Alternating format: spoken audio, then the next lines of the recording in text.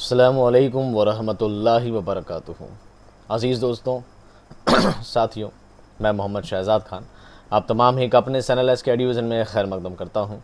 आप तमाम ही का तहे दिल से इस्तक़बाल करता हूँ। उम्मीद करता हूँ आप तमाम ही खैर वाफ़ियत से होंगे और खुश व खुर्रम ज़िंदगी गुजार रहे होंगे। दोस्तों, उम्मीद करता हूँ कि सभी वीडियो सीरीज़ आपको पसंद आ रही होगी। ऐसा कोई वीडियो नहीं होगा जो शायद आपके समझ में ना आया हो या पसंद ना आया हो। हाँ, अगर सेकंड ग्रेड की बात की जाए तो एक चैप्टर था उनका उर्दू लिटरेचर के अनासिर खमसा, वो हो सकता है आपको समझ में ना आया हो क्योंकि वो चैप्टर था ही ऐसा जो समझ में आने लायक था भी नहीं। पर फिर भी आपके ऊपर ज़िम्मा सिर्फ ये है, आपको सिर्फ चैप्टर सुनना था और समझना था। अब उस चैप्टर से सवाल कैसे बनेंगे, चैप्टर से क्या चीज़ें आने वाली हैं, वो इंशाल्लाह जब MCQ सीरीज़ लेकर आएंगे तो उसमें सब चीज़ों को बयान कर देंगे। अगर नहीं याद होता है, नहीं समझ में आता है तो दिमाग से निकाल दें, इतना एक चैप्टर के लिए इतना लोड ना लें। अब बात करते हैं दोस्तों हमारा आज के टॉपिक के बारे में। आज का हमारा टॉपिक है गज़ल। क्या है? गज़ल। हालांकि इससे पहले गज़ल का एक टॉपिक आ चुका है। आज हम उसी गज़ल के टॉपिक को आगे बढ़ाने वाले हैं। अब बात ये रहेगी सर सेकंड ग्रेड को पढ़ना है या थर्ड ग्रेड को पढ़ना है। आपने पैनल पे यानी थंबनेल पे दोनों नाम लगाए हैं। तो बात यह है दोस्तों, गज़ल से थर्ड ग्रेड में सिर्फ इतना ही सवाल पूछा जाएगा। गज़ल की तारीफ़ पूछी जा सकती है, लुग़वी माना पूछे जा सकते हैं, मतला, मक़ता, रदीफ़, काफ़िया के बारे में पूछे जा सकते हैं, बहर को लेकर पूछे जा सकता है, या गज़ल को शअरा के बारे में पूछा जा सकता है। पहली गज़ल कौन सी है ये पूछा जा सकता है। इब्तिदाई नुकूश कहाँ से मिल सकते हैं ये पूछा जा सकता है। यानी इतना डीपली सवाल वहाँ से नहीं आने वाला है। बट फिर भी सेकंड ग्रेड में तो पूरी चीज़ आने वाली है, ना सिर्फ गज़ल बल्कि गज़ल के साथ उसका आगाज़ और इर्तिका भी ज़रूर आएगा। आगाज़ और इर्तिका से मुराद दोस्तों हिस्ट्री ही है कि गज़ल की शुरुआत कब से हुई। तो शुरुआत तो उसकी पुराने ज़माने से हुई है। तो जब बात हम पुराने ज़माने की करते हैं तो फिर उसके बादशाहों के बारे में, वहाँ शासन के बारे में, सत्ता के बारे में, ये सब चीज़ें भी हमें बारी बारी पढ़नी होती हैं। ठीक है। फिर आपके कमेंट्स आते हैं हिस्ट्री पढ़ा रहे हो क्या? तो हाँ, बिल्कुल वो हिस्ट्री का ही मैटर है पूरा। आप इस चीज़ को बिल्कुल जहन में रखें कि जो गज़ल का आगाज़ और इर्तिका है, जब हम गज़ल का आगाज़ और इर्तिका पढ़ेंगे और जब नज़्म का आगाज़ और इर्तिका पढ़ेंगे, या यूँ समझ लीजिए आप मरसी और मसनवी का भी आगाज़ और इर्तिका पढ़ेंगे, तो कहीं ना कहीं सब चीज़ें आपको सिमिलर लगेगी। आप एक बार एक को पढ़ेंगे समझ में नहीं आएगा, मरसिया का आगाज़ और इर्तिका पढ़ा समझ में नहीं आया तो फिर मसनवी का पढ़ लिया, तो कुछ बातें उससे सिमिलर निकली तो आपको कुछ बातें दिमाग में बैठ जाएंगी। फिर मरसिया के बाद फिर जब आपने नज़्म का पढ़ा तो आपको थोड़ा और हैवी लगा तो आपकी कुछ बातें उससे मैच हो जाएंगी। और जब आप गज़ल का आगाज़ और इर्तिका पढ़ेंगे तो काफ़ी सारी चीज़ें तीनों से मैच हो जाएंगी। यानी तीनों चारों का आगाज़ और इर्तिका पढ़ने से, तीनों चारों का इतिहास, तीनों चारों की हिस्ट्री पढ़ने से सभी चीज़ें क्या हो जाती है, करीब करीब सिमिलर हो जाती है। बस आपको याद रखना है इन चीज़ों को, कहाँ से कैसे पॉइंट आउट करना है, कैसे वहाँ चीज़ों को मैच करना है, इन चीज़ों का आपको ख्याल रखना है। तो आज का हमारा टॉपिक है गज़ल। इससे पहले हम गज़ल का आगाज़ और इर्तिका पढ़ें तो थर्ड ग्रेड वालों के लिए यही है कि आप कम से कम एक बार वीडियो को देख लीजिए। हो सकता है कहीं इससे सवाल पूछ लिया ना जाए, रफली तौर पे, सरसरी तौर पे कोई हो सकता है आपसे सवाल पूछ लिया जा सकता है। और वैसे सेकंड ग्रेड में तो डेफिनेटली इनसे सवाल आ सकते हैं। गज़ल का आगाज़ और इर्तिका शुरू करने से पहले, चूँकि इस वीडियो को लगभग 4 से 5 दिन या 5-6 दिन हो चुके हैं, तो आप पुरानी बातें भूल नहीं गए हो, इसलिए बार सरसरी तौर पर सारा मुताला एक बार कर लेते हैं 2 मिनट के लिए कि हमने इससे पहले क्या पढ़ा था और इसका आगे क्या पढ़ने वाले हैं। दोस्तों, हमने सबसे पहले पढ़ा था गज़ल। क्या पढ़ा था? टॉपिक का नाम पढ़ा था गज़ल। गज़ल उर्दू के सबसे अहम तरीन सन्फ़ है, यानी बहुत ज़्यादा मकबूल, बहुत ज़्यादा मारूफ सिन्फ़ में गज़ल का शुमार होता है। उसके बाद हमने कहा था कि गज़ल क्या होता है। गज़ल जो लफ्ज़ है गज़ाल से निकला है और गज़ल का लुग़वी माना औरतों की बातें करना या औरतों से बातें करना होता है। गज़ल का लुग़वी माना हिरन का बच्चा भी होता है, जिसे हिरन भी कहा जाता है। ये सब चीज़ें हमने पढ़ी थी। साथ में हमने ये भी पढ़ा था कि गज़ल के अंदर कम लफ्ज़ों में बड़ी बात को कहने का फ़न होता है। गज़ल की शुरुआत, गज़ल का जो पहला मिसरा होता है, गज़ल का पहला जो शेर होता है वो मतला कहलाता है। और गज़ल के अलावा दूसरी जो सिन्फ़ कसीदा, उसका भी पहला जो शेर होता है वो मतला कहलाता है। यानी गज़ल काफ़ी हद तक कसीदा से मिलती जुलती सिन्फ़ है और कसीदे से ही गज़ल को अलग किया गया है। यानी पहले कसीदा चलती थी, कसीदे से ही अलग किया गया है किसको? गज़ल को। तो ये मोटी तौर पर हमने ये सब बातें जानी थी। वैसे मैंने कहा था गज़ल के कोई आगाज़ और गज़ल के कोई अज्ज़ाए तरकीबी नहीं होते हैं। गज़ल के कोई अज्ज़ाए तरकीबी 8 तरह के, 4 तरह के, 5 तरह के कुछ नहीं होते हैं। लेकिन हाँ, गज़ल से ख़ास तौर पे कुछ चीज़ों को पॉइंट किया जाता है। गज़ल में कुछ चीज़ें शामिल होती हैं जिनको याद करना ज़रूरी होता है। गज़ल में मतला, मक़ता, रदीफ़ और काफ़िया, ये 4 चीज़ें होती है। इनको याद करना और समझना ज़रूरी होता है क्योंकि इन्हीं चीज़ों से मिलकर ही गज़ल बना करती है। इसको अज्जा तरकीबी माना जाता है, लेकिन अज्जा तरकीबी है नहीं, लेकिन हाँ इसको मान लिया जाता है, अज्जा तरकीबी की काउंटेशन में इसको ले लिया जाता है। फिर हमने दोस्तों बारी बारी के बारे में पढ़ा था कि मतला किसे कहते हैं। गज़ल का पहला जो शेर होता है उसे मतला कहते हैं, और कसीदे का जो पहला शेर होता है वो भी मतला ही कहलाता है। मतला का मतलब होता है तुलू होना। मतला का मतलब क्या होता है? तुलू होना। अगर मतला के बाद दूसरा मतला आ जाए, मतले का मतलब होता है, मतला की खासियत क्या होती है कि गज़ल का जो पहला शेर होता है उसके पहले मिसरे और दूसरे मिसरे में रदीफ़ काफ़िया दोनों सेम होते हैं। रदीफ़ काफ़िया दोनों सेम होते हैं। रदीफ़ काफ़िया का सिमिलर होना ही उसकी मतला की पहचान हुआ करती है, और यही पहचान कसीदा में भी हुआ करती है। अगर मान लीजिए पहले शेर के बाद दूसरा जो शेर होता है उसमें पहली लाइन में रदीफ़ काफ़िया नहीं होता, लेकिन दूसरी लाइन का दूसरा जो मिसरा होता है उसका काफ़िया पहले वाले के काफ़िए से क्या होता है? सेम होता है। काफ़िया रदीफ़ कुछ भी उसका क्या हो सकता है? सेम हो सकता है। अगर मान लीजिए दूसरा मिसरा भी ऐसा हो कि उसके पहले मिसरे में और दूसरे मिसरे में काफ़िया रदीफ़ दोनों क्या हैं? सेम है, तो वो मतला नहीं बल्कि मतला के बाद एक और मतला आ जाए तो उसे मतला सानी कहा जाता है। क्या कहा जाता है दोस्तों? मतला सानी कहा जाता है। इसको हुस्न मतला भी कहा जाता है, इसको ज़ेब मतला भी कहा जाता है। फिर मैंने कुछ मिसाल दी थी, ये आरज़ू थी तुझे गुल के रूबरू करते, हम और बुलबुल बुलबुले बेताब गुफ्तगू करते। तो रूबरू और गुफ्तगू इसके काफ़ियाँ हैं जो बिल्कुल सेम लगते हैं, और करते करते इसका रदीफ़ है। इसका मतलब ये हैदर अली आतिश की गज़ल का क्या है? मतला है। 2-3 हमने मिसालें और दी थी। उसके बाद हमने पढ़ा था काफ़िया। क्या पढ़ा था दोस्तों?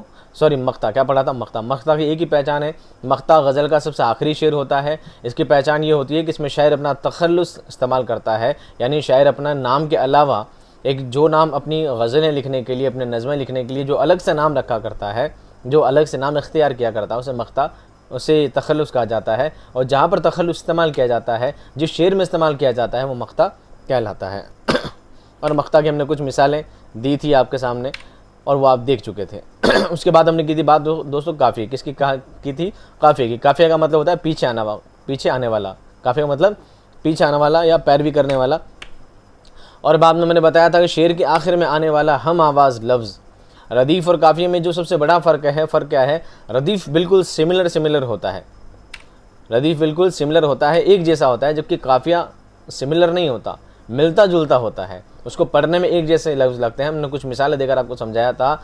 एक शेर पढ़कर बताया था, नक्श फरियादी है किसकी शौक़ ये तहरीर का, कागज़ी है पैरहन हर पै करे तस्वीर का। तो का और का दोनों सेम हैं, तो ये दोनों सेम लफ्ज़ क्या कहलाएंगे? ये दोनों यकसा लफ्ज़ क्या कहलाएंगे? ये कहलाएंगे रदीफ़। और मिलती जुलती हम आवाज़ लफ्ज़ जो आखिर में आती है, तहरीर और तस्वीर, बोलने में दोनों सेम लगते हैं, लेकिन दोनों सेम है नहीं। तहरीर का मतलब लिखावट कहते हैं, लेखन कहते हैं, और तस्वीर को हम चित्र कहते हैं। दोनों लफ्ज़ का मतलब अलग है, मानी अलग है, लेकिन बोलने में दोनों कैसे लगते हैं? सेम लगते हैं। तो ये लफ्ज़ क्या कहलाएंगे दोस्तों? काफ़िया कहलाएंगे। काफ़िया के बाद जो दोस्तों अगला लफ्ज़ हमारा था वो था रदीफ़। क्या था? रदीफ़ का मतलब होता है बार बार दोहराए जाने वाला लफ्ज़, बार बार दोहराए जाने वाला लफ्ज़। और भी इसकी कुछ परिभाषाएं दी थी, और आपको बताया था कि रदीफ़ किसे कहा जाता है। इसके बाद हमने दोस्तों एक दो तीन शेर लेकर बताया था आपको। गुल को होता सबा करार है काश, रहती एक आध दिन बहार है काश। तो रदीफ़ की एक खासियत और होती है, रदीफ़ सेम लफ्ज़ तो होते ही हैं, काश, लेकिन अगर उसे पहले वाला लफ्ज़ भी अगर सेम है तो वो भी रदीफ़ में ही काउंट हो जाएगा। इसका मतलब हमने ये जाना था कि रदीफ़ में एक से ज़ायद लफ्ज़ हो सकते हैं। काश भी क्या है? रदीफ़ है, और काश के पहले ए आ गया है, तो यहाँ पर ए काश दो लफ्ज़ मिलकर दोनों ही क्या? रदीफ़ हैं। अगर इससे पहले वाले एक लफ्ज़ और हो जाता, वो भी सेम हो जाता, तो समझ लीजिए तीनों लफ्ज़ क्या कहलाते? रदीफ़ कहलाते। और रदीफ़ से जस्ट पहले आने वाला हम आवाज़ लफ्ज़ यहाँ पर करार और बहार, ये करार और बहार दोनों बोलने में सेम है, तो ये दोनों क्या कहलाएंगे? काफ़िया कहलाएंगे। उम्मीद करता हूँ ये सारी बातें आपकी समझ में आ गई थी। उसके बाद हमने बताया था गज़ल के लिए रदीफ़ ज़रूरी नहीं है। गज़ल के लिए रदीफ़ ज़रूरी नहीं है, लेकिन काफ़िया का होना ज़रूरी है, तभी वो गज़ल कहलाएगी। क्योंकि कुछ गज़लें ऐसी होती हैं जिनमें रदीफ़ होता है, उन्हें रदफ़ गज़ल कहते हैं, मुरद्दफ़ गज़ल कहते हैं, और जिन गज़लों में रदीफ़ नहीं होता है उन्हें गैर मुरद्दफ़ गज़ल कहा जाता है। ये सब बातें हमने पढ़ी थी। उसके बाद हमने बहर के बारे में पढ़ा था। बहर किसे कहते हैं? बहर एक तरह का वज़न होता है, एक तरह के नापने का तरीका होता है। जिस तरह किलो में, मीटर में काफ़ी चीज़ों को नापा जाता है, तो जिस तरह गज़ल को या किसी शेर को नापने तोलने के लिए बहर का इस्तेमाल किया जाता है। यहाँ पर चीज़ आपके समझ में नहीं आई थी तो मैंने वापस नज़्म वाले टॉपिक में बहर को दोबारा से समझाया है कि बहर और वज़न क्या होते हैं। अब आप मुझे कमेंट में बताइए कि बहर और वज़न तराजू और बाट का काम करते हैं, तो बताइए बहर किसका काम करती है और तराजू किसका काम करते हैं, फटाफट कमेंट में लिखकर बताइए। उसके बाद हमने बताया था शहरी इस्तिलाहात, इसमें कुछ लफ्ज़ छूटे थे तो उसको नज़्म वाले टॉपिक में पढ़ाया था। शहरी इस्तिलाहात में होता है दोस्तों, शायरी किसे कहते हैं, शायरी किसे कहते हैं, शायरी शेर से बना है, शेर का मतलब शऊर होता है, समझ होता है, वाक़फ़ियत से इसका मतलब लिया जाता है। फिर हमें शेर के बारे में पढ़ा था, शेर आप जानते ही हैं किसे कहते हैं, शेर अशार, शेर की जमा अशार होती है, एक मिसरा और दो मिसरा, दो मिसरे मिलकर एक शेर बनाया करते हैं। उसके बाद हमने ये भी पढ़ा था कि गज़ल का सबसे ख़ास पहला शेर मतला कहलाता है, दूसरा शेर अगर मतला हो जाए तो मतला सानी, मतला सानी हुस्ने मतला कहलाता है। अगर तीसरा शेर भी मतला हो जाता है तो उसे मतला सालस कहा जाता है। लेकिन गज़ल का वो शेर जो सबसे ज़्यादा उम्दा हो, सबसे ज़्यादा ख़ास हो, उसे शाह बैत कहा जाता है। क्या कहा जाता है? शाह बैत कहा जाता है या बैतुल गज़ल कहा जाता है। ये सब चीज़ें दोस्तों हम सारी पहले पढ़ चुके थे। आखिर में हमने ये पढ़ा था गज़ल और नज़्म में फ़र्क क्या होता है, आखिर गज़ल और नज़्म को अलग क्यों किया जाता है। गज़ल और नज़्म को अलग करने का एक बुनियादी जो फ़र्क है, सबसे अहम जो फ़र्क है वो ये है कि नज़्म का एक टॉपिक होता है, एक उन्वान होता है, उस उन्वान के इर्द गिर्द ही पूरी नज़्म घुमा करती है, चला करती है, फिरा करती है। यानी नज़्म का एक नाम दिया जाता है और पूरी नज़्म को उस नाम के अकॉर्डिंग ही लिखी जाती है। मान लीजिए नज़्म का नाम किसान दे दिया गया है तो नज़्म का आखिर शेर तक जितने भी उसमें शेर आएंगे, चाहे एक हो चाहे 100 हो, वो सभी शेर सिर्फ किसान को लेकर ही लिखे जाएंगे। लेकिन गज़ल में ऐसा नहीं होता है। गज़ल का कोई उन्वान नहीं होता, कोई टॉपिक नहीं होता। गज़ल का हर शेर अपने आप में एक मुकम्मल बात हुआ करती है, हर शेर अपना में मुकम्मल बात हुआ करती है। एक शेर में जो बात की जाती है दूसरे शेर में बात कोई और ही कर दी जाती है। दोनों शेर का आपस में कोई कनेक्शन, कोई रब्त, कोई ताल्लुक़ नहीं होता है। लेकिन कभी कभी ऐसा भी होता है कि जब कभी शायर को ऐसी बात कहनी हो कि 2 लाइन में बात कंप्लीट नहीं हो पा रही है तो शायर एक की जगह दो शेर में बात को क्या करता है, मुकम्मल करता है, बात को पूरा करता है। लेकिन जब ऐसे 2 शेर को मिलाना होता है, शायर को ये बात कैसे समझानी होती है कि ये दोनों शेर आपस में जॉइंट हैं, तो बीच में एक अलामत लगाते हैं क़ाफ़। क्या लगाते हैं? क़ाफ़। इसका मतलब ये दोनों शेर आपस में क्या है, जॉइंट हैं। इनको बोलते हैं क़ताबंद शेर। क्या बोलते हैं? क़ताबंद अशार। उसके बाद हमने पढ़ा गज़ल की खसूसियात। गज़ल की खसूसियात के बारे में बहुत सारी चीज़ें हैं जो हम काफ़ी सारे पढ़ चुके हैं। इसका ईजाद और एजाज़, इसका सब बातें हैं। क़ताबंद शेर के बारे में आपको बता चुका हूँ। गज़ल मुसलसल में आपको बता चुका हूँ। कई बार ऐसा भी होता है, एक गज़ल होती है जो कंटिन्यू एक ही चीज़ पर लिखी जाती है, हालांकि उसका कोई नाम नहीं होता, लेकिन फिर भी उसका एक टॉपिक चुन लिया जाता है कि उस टॉपिक बात करनी है और कंटिन्यू वही चीज़ें उसमें लगातार लिखी जाती है। गज़ल में कम से कम 5 शेर होते हैं, ज़्यादा से ज़्यादा 21 होते हैं और भी ज़्यादा की कोई कैद नहीं है। ये सब बातें हम पहले पढ़ चुके थे। गज़ल का पहला शेर मतला, आखिरी शेर मख्ता कहलाता है। तो बताओ गज़ल के बीच के सारे शेर क्या कहलाते हैं? बीच में आने वाले सारे शेर को फ़र्द कहते हैं। क्या कहते हैं? फ़र्द कहते हैं। बैतुल गज़ल, शाह बैत और शाह गज़ल, ये हम किसको कहते हैं? गज़ल का जो सबसे उम्दा शेर होता है उसे ये सब कहा जाता है, नामों से पुकारा जाता है। ये सब बातें हम पढ़ चुके थे। और आखिरी का जो हमने जहाँ पर टॉपिक एंड किया था दोस्तों, वो था सिन्फ़ गज़ल के अक़वाल। सिन्फ़ गज़ल की अक़वाल यानी गज़ल इतनी बेहतरीन सिन्फ़ है कि इसके बारे में बड़े बड़े नक़ादों ने, आलिमों ने, उलमा ने, शुअरा ने इसके बारे में बहुत कुछ कहा है। इस सिन्फ़ के बारे में बहुत कुछ कहा है, उन सभी में हमने बहुत कुछ पढ़ा था।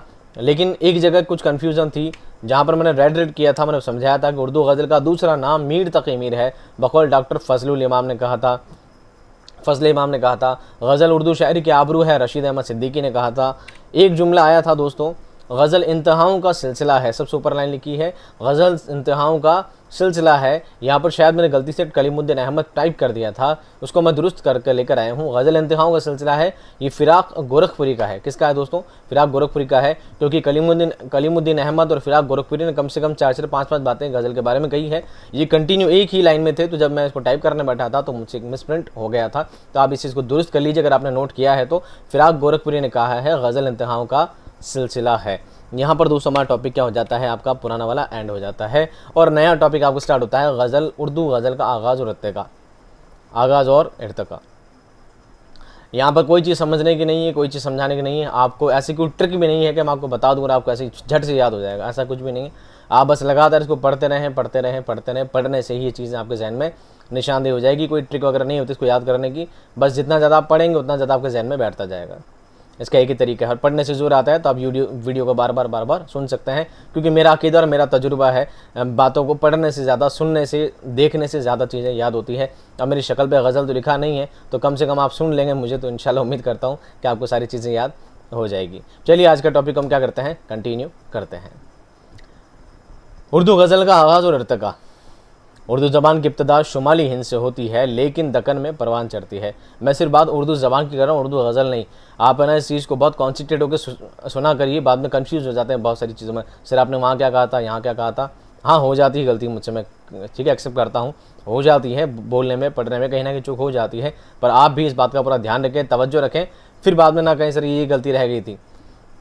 उर्दू ज़बान की, उर्दू भाषा की इब्तिदा शुरुआत कहाँ से होती है दोस्तों, शुमाली हिंद से, उत्तरी भारत से होती है, लेकिन परवान कहाँ चढ़ती है, दक्कन में। कहाँ चढ़ती है, दक्कन यानी दक्षिण भारत में इसका उरूज पर पहुँचती है। गज़ल के इब्तदाई नुकूश शुमाली हिंद में मिलते हैं, इसका बाकायदा आगाज़ शुमाली हिंद ही माना जाता है। तो गज़ल का आगाज़ कहाँ से माना जाता है, शुमाली हिंद यानी उत्तरी भारत से ही गज़ल का आगाज़ शुरुआत मानी जाती है। फिर आगे देखिए, जबकि नज़्म की इब्तदाई नुकूश दक्कन में मिलते हैं, उसका बाकायदा आगाज़ भी शुमाली हिंद से ही माना जाता है, लेकिन नुकूश क्या मिलते हैं दोस्तों, सिर्फ दक्कन मिलते हैं। ये इसलिए बताया जा रहा है क्योंकि नज़्म वाला टॉपिक आप कल पहले पढ़ चुके हैं। उर्दू में गज़ल की इब्तिदा शुरुआत फ़ारसी ज़बान के असर से आई है। उर्दू में गज़ल की शुरुआत किससे हुई दोस्तों, फ़ारसी से उर्दू में आई है। और ये बहुत सारी सिन्फ़ हैं, ना सिर्फ गज़ल बल्कि बहुत सारी सिन्फ़ हैं जो अरबी ज़बान से थी, अरबी से फ़ारसी में, फ़ारसी से उर्दू में, बहुत सी चीज़ें ऐसी ही ट्रांसलेट हुई है, क्योंकि उर्दू ज़बान जो है फ़ारसी और अरबी का क्या है, मिश्रण है। वैसे उर्दू मखलूत ज़बान है और लोग इसे इसका ऐब कहते हैं, और मौलवी अब्दुल हक ने इसका ऐब नहीं बल्कि इसकी खूबी बयान की है कि एक ज़बान जो मखलूत ज़बान है उसकी ऐब नहीं बल्कि उसकी खूबी है, उसका दोष नहीं बल्कि उसका गुण है कि वो दूसरी ज़बानों को अपने अंदर ऑब्ज़र्व कर लेती है। तो अपने आप में बहुत बड़ी बात होती है एक ज़बान के लिए। ये अल्लामा मौलवी अब्दुल हक का ये कहना है। अब आगे देखिए, हज़रत अमीर खुसरू 1208 से 1209 इनका टाइम पीरियड जो रहा है, 1208-1209 में इख्तलाफ है, ठीक है, के कलाम में सबसे पहले गज़ल के इब्तिदाई नुकूश मिलते हैं। उनकी एक गज़ल है जिसका शेर कुछ इस तरह है कि उनका एक शेर फ़ारसी ज़बान में है, जबकि दूसरा शेर उस ज़माने की उर्दू यानी हिंदवी में है। यह आधा शेर फ़ारसी में और आधा उर्दू में है। शेर ये था, सबसे पहले अमीर खुसरू को माना जाता है गज़ल के इब्तिदाई नुकूश के तौर पे। तो उन्होंने जो शेर लिखा था एक हिंदी में था, आधा उर्दू में था, या यूँ समझ लीजिए एक लाइन उर्दू में थी, हिंदी में थी, कुछ इस तरह के शेर उन्होंने लिखे थे। और शेर कैसा था ये देखिए, गोरी सोवे सेज पर मुख पर डाले केस, गोरी सोवे सेज पर मुख पर डाले केस, चल खुसरो घर आपने रैन बही चहूँ देश। तो ये डारे, सेज, ये सब क्या है दोस्तों, ये सब हिंदी के लफ्ज़ हैं, डारे, डाले, ठीक है, और चल खुसरो भाई आपने, चल खुसरो, इस तरह के जो लफ्ज़ हैं छोरो, ये उस ज़माने की हिंदवी ज़बान और उर्दू ज़बान का क्या, उर्दू और हिंदी ज़बान का क्या है, मिक्सअप है। तो सबसे पहले अमीर खुसरो को ही इसका मुजिद माना जाता है गज़ल की शुरुआत का। अमीर खुसरो को तूती हिंद भी कहा जाता है। ये कई बार पूछा जा चुका है सवाल छोटे एग्जामों में, शायद ग्रेड में इसका चांसेस कमी है। खुसरो के ज़माने में उर्दू को हिंद भी कहा जाता था। गज़ल के अलावा अमीर खुसरो पहेलियाँ, मकरनियाँ, कह मकरनियाँ, अनुमलियाँ, दोहे और कवाली के साथ साथ सितार के भी मौजिद हैं। मौजिद कहता है आविष्कारक, सितार जानते हैं बजाने का काम आता है, एक वाद्य यंत्र होता है सितार। इन सभी के मौजिद कौन माने जाते हैं दोस्तों, अमीर खुसरो ही माने जाते हैं। इसके बाद एक तवील अरसे तक उर्दू ज़बान सिर्फ बोलचाल के लिए इस्तेमाल की जाती थी और शेर गोई का बाकायदा कोई तसलसल बाकी नहीं रहा। अमीर खुसरो के बाद 1208 का जो उनका टाइम था, उसके बाद एक लंबे अरसे तक, करीब 100 साल तक कुछ भी नहीं हुआ। ये उर्दू ज़बान सिर्फ आम बोलचाल में चलती रही, लेकिन शेर व शायरी से, अदब के लिहाज से उर्दू का इस्तेमाल नहीं किया गया। फिर अलाउद्दीन खिलजी के साथ, ये मैं आपको कल नज़्म वाले टॉपिक में पढ़ा चुका हूँ, वहीं से बातें वापस शुरू हो जाती है, ठीक है। आप उन चीज़ों को कनेक्ट करते चलिए, आपको सब चीज़ समझ में आ जाएगी। फिर अलाउद्दीन खिलजी के साथ उर्दू ज़बान 1294 में दक्कन से चली जाती है और यहाँ आज़ादाना तौर पर फलती फूलती है। दक्कन में चली जाती है और आज़ादाना तौर पर फलती फूलती है। ये ज़बान बादशाहों से आवाम तक बेहद मकबूल हुई, बहुत ज़्यादा फेमस हुई। 1327 में मोहम्मद बिन तुगलक ने दक्कन में अपनी हुकूमत कायम की। किसने? 1327 में मोहम्मद बिन तुगलक ने। फिर इसने अमीरान सद्दा बनाया था, 100 लोगों को संभला गया था। ये सारी कहानी मैं आपको कल बता चुका हूँ। इनके बाद दक्कन में उर्दू ज़्यादा तेज़ी के साथ तरक्की करती रही। मोहम्मद बिन तुगलक ने दहली से हुक्मन तमाम लोगों को जाने को कहा। मोहम्मद बिन तुगलक ने क्या कहा, दिल्ली के लोगों को चलो यहाँ से जाओ, सब कहाँ जाओ, दक्कन चले जाओ। उनके हुक्म के बाद सूफ़ी, आलिम, अदीब, शुअरा, अहले हिरफा और फ़कीर वगैरह सभी लोग दक्कन चले गए। उनके हुक्म की तामील करते हुए, एक बादशाह का हुक्म होता है तो वैसा इंसान को करना पड़ता था। अलाउद्दीन के ज़रिए लगाए गए पौधे की जड़ तुगलक के दौर में मजबूत होने लगी। अलाउद्दीन ने जो जड़ लगाई थी उसको मजबूती किसने दी? तुगलक के ज़माने ने दी। ये लोग जिस ज़बान को दिल्ली से लेकर गए थे वो वहाँ की मकामी ज़बान में घुल मिल गई। ये लोग इसी ज़बान में अपनी तालीम और तबलीग करते थे। जो ज़बानी दिल्ली में बोला करते थे वही ज़बानी कहाँ लेकर चले गए? दक्कन में लेकर चले गए, और दक्कन में ही इन्होंने सारा काम उस ज़बान को आगे बढ़ाने का, फ़रोग़ देने का काम किया। पढ़ने लिखने में, तालीम और तबलीग में, सभी जगह वही ज़बान का इस्तेमाल ये लोग करने लगे। इसके बाद जब बहमनी सल्तनत कायम हुई तो उर्दू शायरी को ज़्यादा तरक्की मिली। अब बहमनी सल्तनत कैसे कायम हुई थी? खुद मुख्तारी करने के बाद। ठीक है, ये सारी कहानी बता चुका हूँ तो बार बार रिपीट करना मेरे हिसाब से मुनासिब भी नहीं है। दक्कन में उर्दू शायरी को खूब तरक्की मिली। दक्कन में उर्दू शायरी को फ़रोग़ देने वालों में मोहम्मद कुली कुतुब शाह, मोहम्मद कुतुब शाह, अब्दुल्ला कुतुब शाह, मुल्ला वजही, मुल्ला गवासी और मुल्ला नुसरती का नाम अहम है। ये सब कौन? कुतुब शाही दौर के लोग हैं। इन लोगों ने दक्कन में उर्दू शायरी को फ़रोग़ दिया। इन बादशाहों में सबसे अहम नाम में से मोहम्मद कुली कुतुब शाह का है। कुली कुतुब शाह ने फ़ारसी, उर्दू और तेलंगी ज़बान में शायरी की है। ये उर्दू के पहले साहिब दीवान शायर हैं जिसमें 50,000 अशार हैं। पहले साहिब दीवान शायर कौन है? कुली कुतुब शाह हैं। ये सवाल कल भी मैं बता चुका था, इस चीज़ को थोड़ा अंडरलाइन नोट डाउन रखना। पहला साहिब दीवान शायर कौन माना जाता है? मोहम्मद कुली कुतुब शाह को पहला साहिब दीवान शायर कहा जाता है। इनके कलाम में भी गज़ल के नमूने मिलते हैं। इनके बाद दक्कन में वली दक्कनी के सबसे अहम गज़ल को शायर हुए हैं। सबसे अहम गज़ल को शायर कौन हुए? वली दक्कनी। इस दौर में मसनवी का दौरा था, मसनवी का रिवाज था, लेकिन वली ने गज़ल की तरफ ख़ास तवज्जो दी। 1700 में वली दक्कनी अपने दोस्त सैयद अबुल मआनी के साथ शुमाली हिंद चले जाते हैं। दिल्ली में उस दौर में फ़ारसी शायरी का रिवाज था। वली ने उर्दू ज़बान में शायरी की। वली के दौर में उर्दू को रेख्ता कहा जाता था। वली के दौर में उर्दू को क्या कहा जाता था? रेख्ता कहा जाता था। आप इस चीज़ का एक सेमेंट्री याद रखना। अभी मैंने आपको बताया था अमीर खुसरो के ज़माने में उर्दू को क्या कहा जाता था? हिंदवी कहा जाता। क्या कहा जाता था? हिंदवी कहा जाता था। तो बताइए वली दक्कनी के ज़माने में क्या कहा जाता? रेख्ता कहा जाता था। उर्दू को अरबी नामों से जाना जाता है। रेख्ता कहते हैं, हिंदुस्तानी कहते हैं, हिंदवी कहते हैं, हिंदी भी कहते हैं। उर्दू को अलग अलग नामों से जाना गया है, टाइम टू टाइम चेंज होता रहा है, और आखिर में इसको उर्दू नाम मुकम्मल दे दिया गया जब ये ज़बान के तौर पर काम में आने लगी। अवाम ने इसको खूब पसंद किया, बल्कि शुअरा भी इसकी तरफ मुतवज्जो हुए। इस तरह वली दक्कनी ने शुमाली हिंद में गज़ल को बाकायदा तौर पर रिवाज दिया और गज़ल को नया लहजा और नया अंदाज़ दिया। गज़ल को नया लहजा और नया अंदाज़ किसने दिया दोस्तों? वली दक्कनी ने दिया। शुमाली हिंद में और उर्दू गज़ल को बाकायदा रिवाज देने वाले वली दक्कनी हैं। ये 1700 में दिल्ली आए थे जब औरंगज़ेब का दौर था। किसका दौर था दोस्तों? औरंगज़ेब का दौर था 1700 ईस्वी में। तब ये कहाँ आए थे? दिल्ली आए थे। इन्होंने शुमाली हिंद और दक्कन को शायरी रिवायत में मुंसलिक कर दिया। दिल्ली में उनकी मुलाकात फ़ारसी शायर सादुल्लाह गुलशन से हुई। किनकी? वली दक्कनी की। वली ने खारजियत और तसव्वुफ़ के मसाइल को अपनी गज़लों में पेश किया। एक होता है खारजियत, एक होता है दाखिलियत। खारजियत कहते हैं भौतिकता, खारजियत का मतलब होता है भौतिकता, और तसव्वुफ़ कहते हैं खुदा से मोहब्बत, सूफियाना जिसे कह सकते हैं। सूफियाना शायरियों को आपने फ़रोग़ दिया। किसने? वली दक्कनी ने। वली के बाद गज़ल गोई की रिवायत को आगे बढ़ाने वाले सबसे पहले शायर जाफ़र ज़टरली हैं। ये जटरली नहीं है, ज़टरली था, जाफ़र ज़टरली हैं। इनके बारे में थोड़ा जानना आपके लिए ज़रूरी है, इनमें कुछ खास बातें हैं। जाफ़र ज़टरली को ज़्यादा नाम क्यों नहीं दिया जाता है? लिखा बहुत ज़्यादा है, अच्छा लिखा है, सब ठीक है, लेकिन जाफ़र ज़टरली लिखते लिखते फहाश गोई की तरफ चले गए थे, उरियानी की तरफ चले गए थे, नंग धड़ंग की तरफ चले गए थे, इसलिए इनको ज़्यादा शोहरत नहीं मिली। ये बात शायद मैं आपको कल बता चुका हूँ। इनके अलावा फ़ाइज़ दहलवी, आरजू यानी आरजू लखनवी, आबरू, हातिम, मजहर जाना, ताबा, फुगा, मजमून और यकरंग अहम है। ये सभी गज़ल को शायरों की गिनती में आते हैं। इस दौर में गज़ल में अहम गोई पैदा होगी। अहम गोई किसे कहते हैं दोस्तों? वहम डालने को। किसे कहते हैं? वहम डालने को। अहम का तो मतलब होता है वहम डालना, यानी एक बात को ऐसे लिखना कि उसमें वहम पैदा हो जाए, सोचने वाला सोचता रहे कि इसका असल मतलब क्या है। इसका असल मतलब क्या है वो बात सिर्फ शायर ही जानता है कि उसने किस मतलब के लिए लिखा है। ऐसा वहम डालना क्या कहलाता है? अहम गोई कहलाता है उस दौर में। यानी कलाम में जू मानी अल्फाज को इस्तेमाल करना।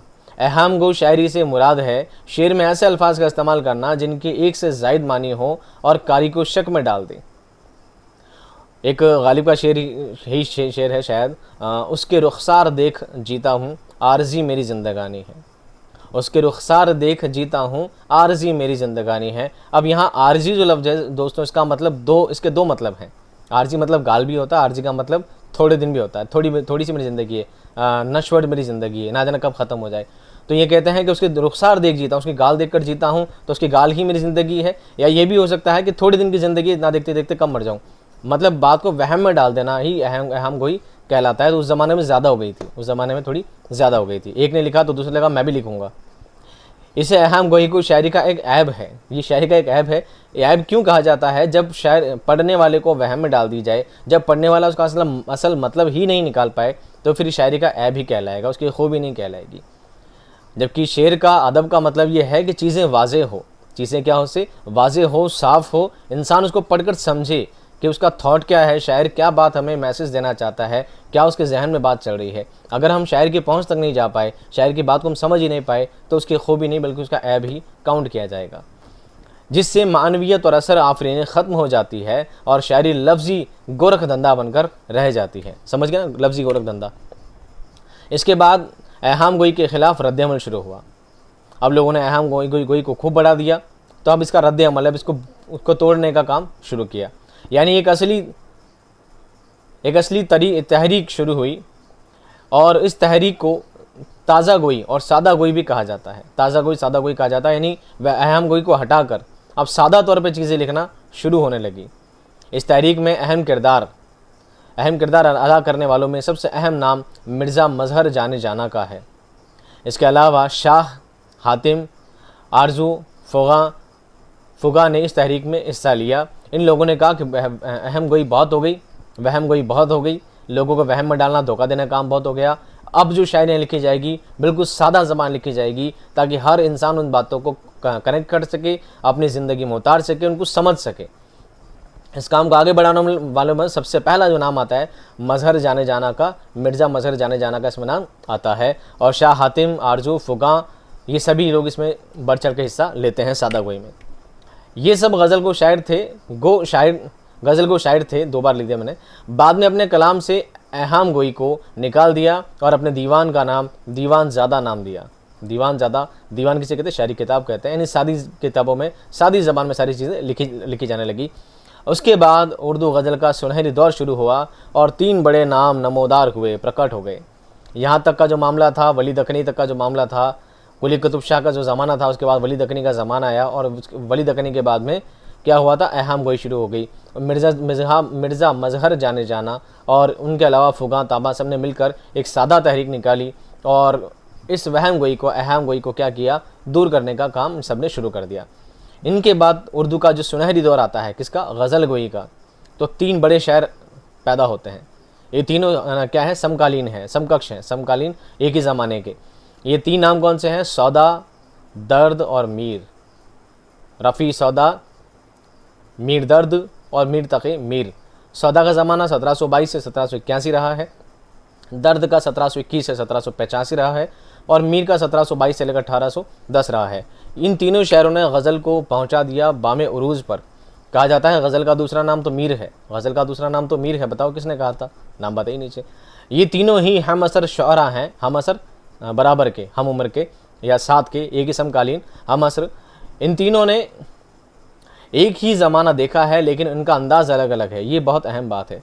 तीनों एक ही ज़माने में हुए हैं, लेकिन तीनों का लिखने का तरीका बिल्कुल अलग अलग, डिफरेंट। तीनों ने गज़ल लिखी है, लेकिन गज़ल लिखने का तीनों का तरीका थोड़ा अलग अलग है।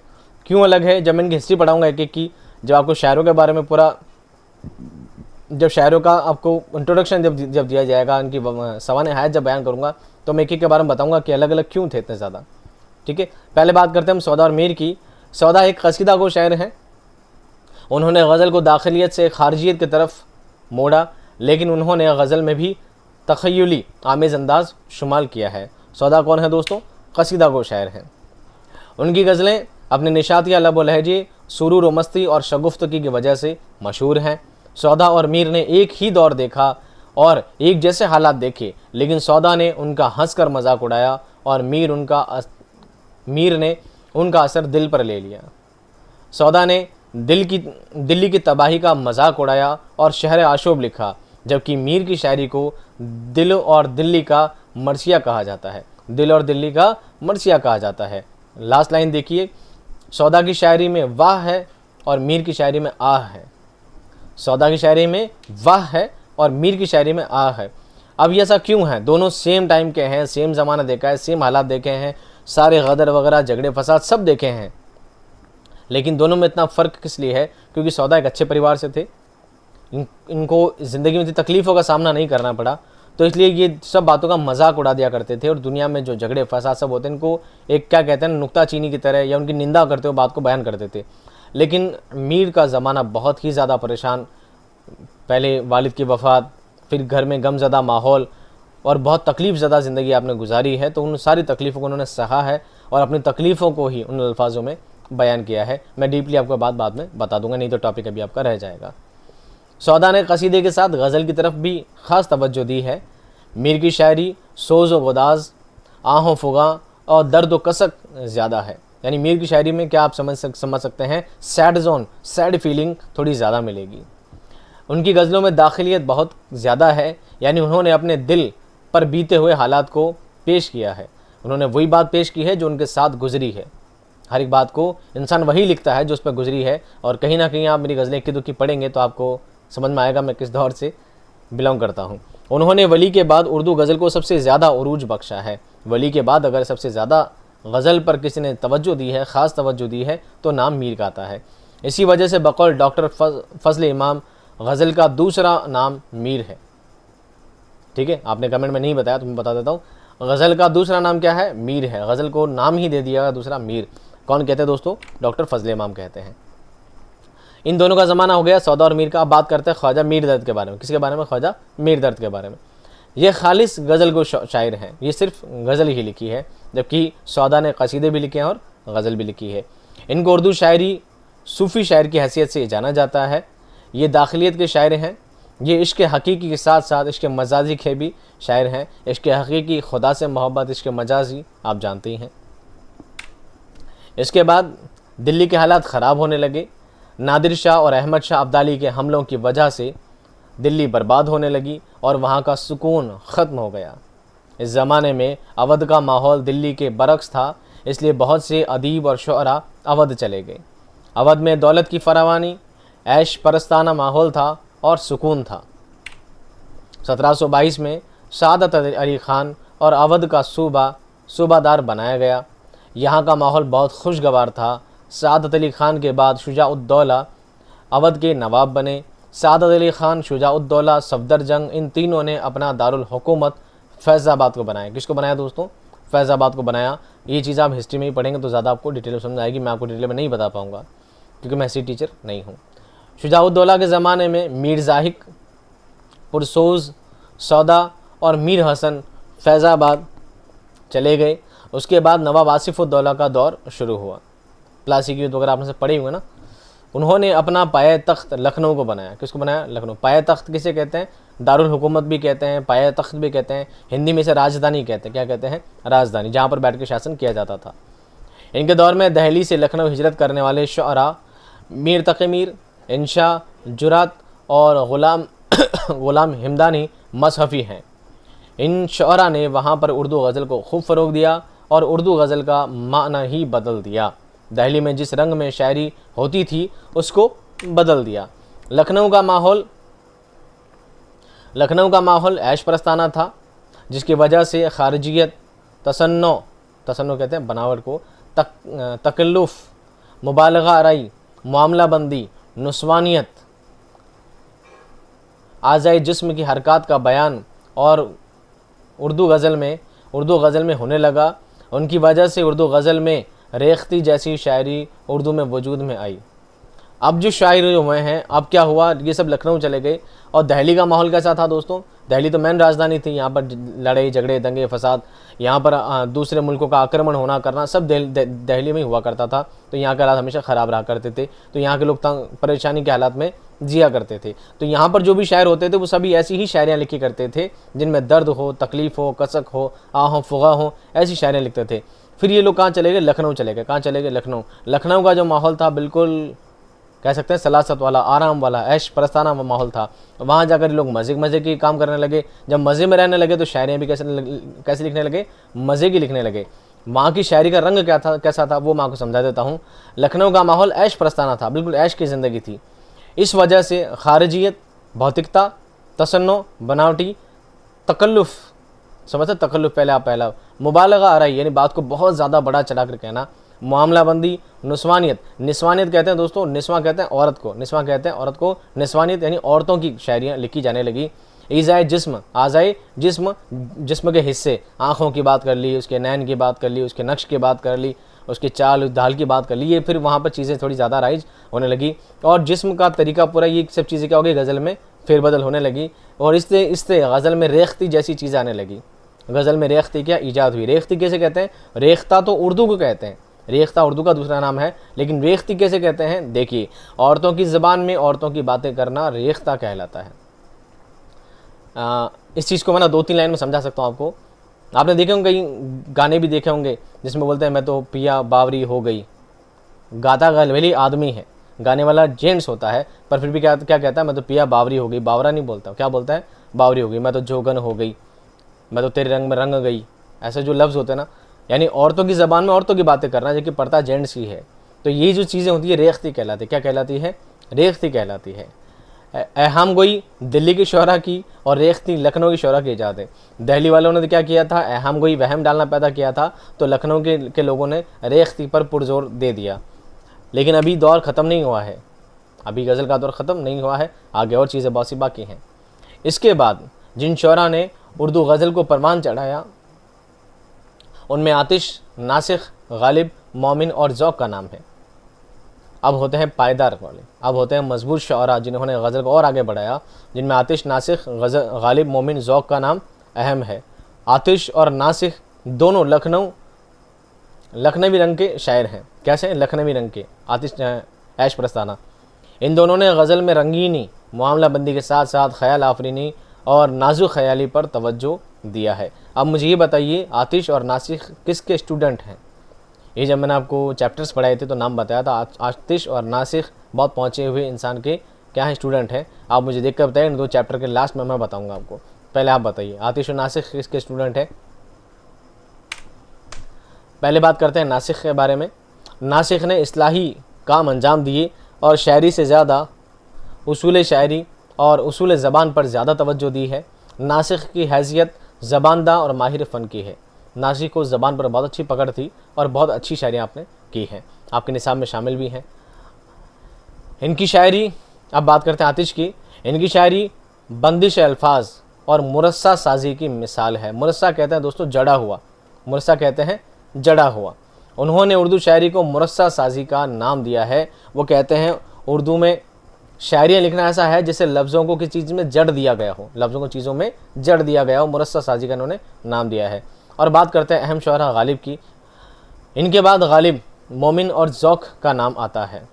गालिब ने उर्दू गज़ल को फ़िक्र और फ़न दोनों एतबार से मुतासिर किया, दोनों एतबार से प्रभावित किया है। फ़िक्र और फ़न, फ़िक्र का मतलब तो सोच, थॉट, बहुत ज़्यादा उम्दा, बातों को बहुत ज़्यादा अच्छे तरीके से लिखना, बहुत गहराई से सोच कर बातों को लिखा है।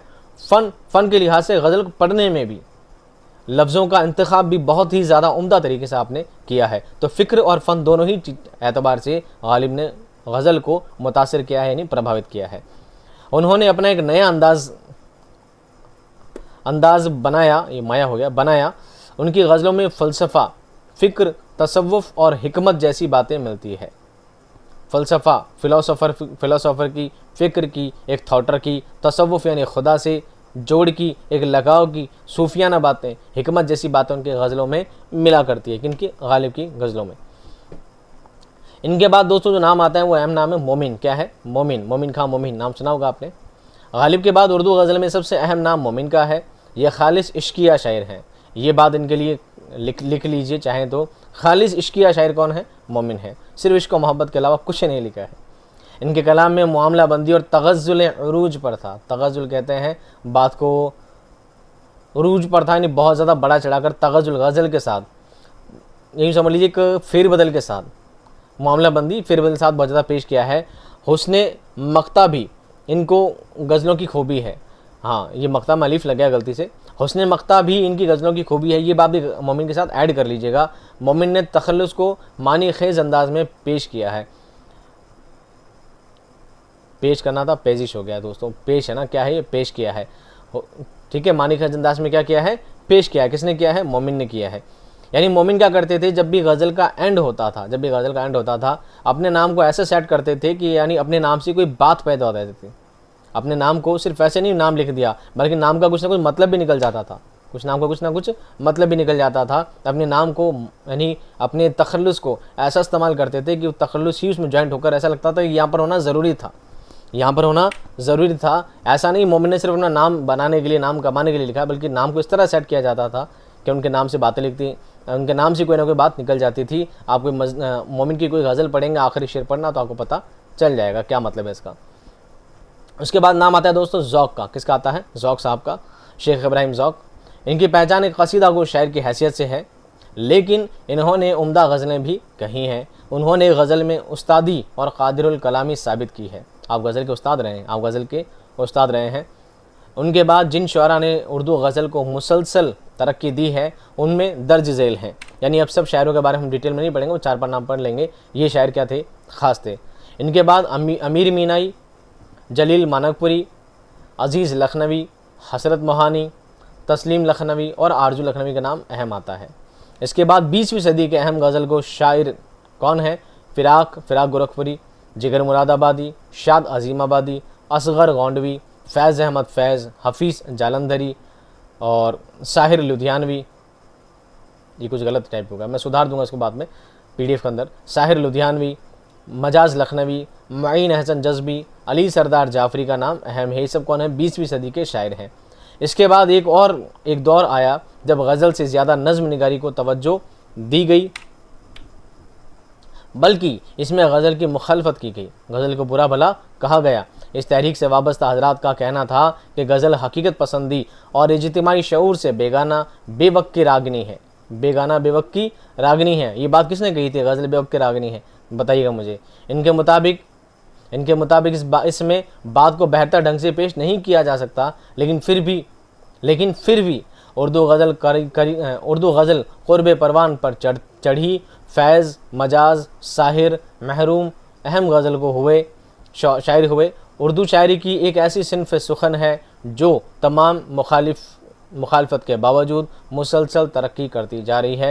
यानी उसके बाद जो दौर आया था वो दौर नज़्म का दौर था। उन लोगों ने कहा कि गज़ल में तो कोई बात मुकम्मल होती नहीं है, 2 लाइन में ही बात को कहकर छोड़ दिया जाता है, तो गज़ल को अच्छी सिन्फ़ को नहीं माना जाता है। गज़ल से बेहतर तो नज़्म है। एक टॉपिक दिया जाता है, एक नाम दिया जाता है, पूरी बात उसके अंदर बयान की जाती है। नज़्म बेहतर है, गज़ल उससे कमज़ोर है। ऐसा दौर भी आया और गज़ल की मुखालफत की गई, गज़ल को गलत और बुरा बताया गया। लेकिन इतनी बुराइयों के बाद, इतनी मुखालफत के बाद, इतने विरोध के बाद गज़ल ऐसी सिन्फ़ है जो आज तक सबसे ज़्यादा मकबूल, सबसे ज़्यादा फेमस और सबसे ज़्यादा लिखी, सबसे ज़्यादा पढ़ी जाने वाली सिन्फ़ है। मैं ख़ुद गज़लें ही लिखता हूँ, नज़्म लिखना मेरे बस की भी बात नहीं है, या नज़्म लिखने का मेरे भी ज़हन में कभी आया नहीं। गज़ल पढ़ने में एक सलासत बयान करती है, एक पढ़ने में एक इंटरेस्ट बयान करती है। एक इंसान अपने ख्याल पेश कर सकता है और बहुत ही इंटरेस्टिंग सिन्फ़ है गज़ल। उम्मीद करता हूँ दोस्तों टॉपिक आपके समझ में आ गया होगा। गज़ल से रिलेटेड ऐसी कोई बात नहीं है जिससे बाहर आप सवाल पूछा जाएगा।